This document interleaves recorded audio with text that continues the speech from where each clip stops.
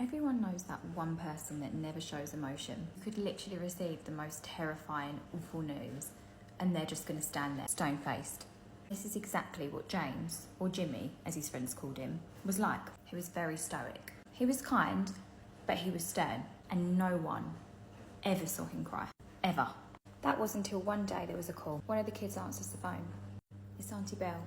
Jimmy takes the phone, listens to what Belle has to say, hangs up and takes himself into another room. When he comes back, his eyes are bloodshot and it looks like he's been crying. He grabs his car keys, he leaves the house and doesn't return for a few hours.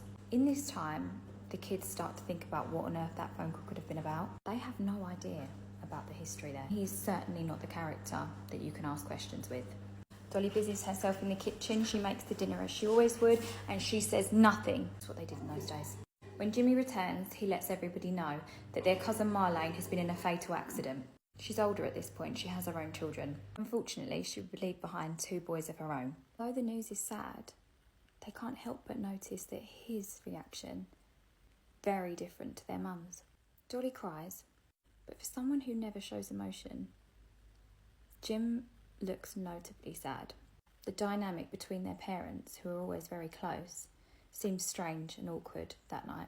Because despite all of the dreadful things that has happened to them as a family, one thing that remained very strong is their love for each other. And so this sudden change in body language didn't go unnoticed by their kids, but none of them brought it up.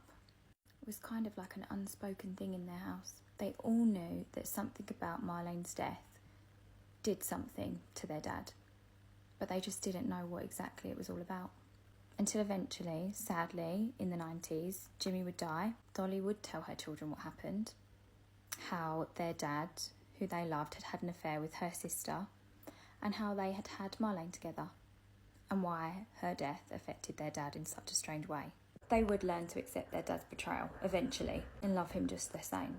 And just so that you can put a face to a name, here is Dolly, back when she worked at the BBC, and here is Dolly and Jim, doing what they did best, which was go on holiday and enjoy themselves.